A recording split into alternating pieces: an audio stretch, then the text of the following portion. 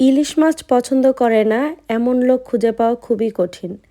আর ইলিশের এই পানি খোলার রেসিপিটা যারা এখনও ট্রাই করেননি আমি বলবো তারা অনেক বেশি বড় মিস করে ফেলেছেন।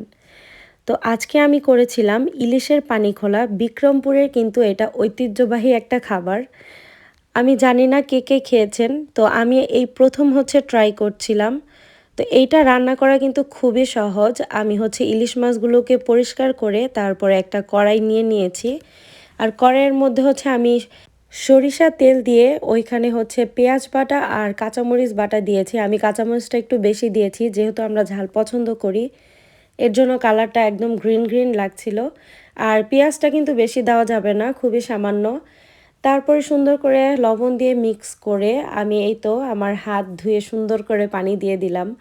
আর এটা কিন্তু শুধু সিদ্ধ হলেই হয়ে যায়, রান্না করতে খুবই কম সময় লাগে, মাত্র 15 মিনিটের মধ্যেই কিন্তু এই রান্নাটা হয়ে যায়।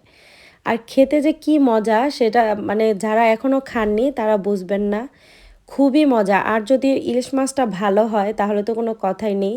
তো আমার ইলিশ মাছগুলো অনেক ভালো ছিল, একদম তেলতেলে ছিল, এর জন্য খেতে খুবই মজা হয়েছে। একদম গ্রিন গ্রিন ঝাল ঝাল আর ইলিশ মাছের যে একদম মানে পারফেক্ট টেস্ট, সেই টেস্টটাই পাওয়া যাচ্ছিল। আপনারা যারা এখনও খাননি আমি বলবো ইলিশ মাছ বাসায় থাকলে আজকেই রান্না করে খেয়ে ফেলুন। কেমন লাগলো ভিডিওটি সবাই জানাবেন। আল্লাহ হাফেজ।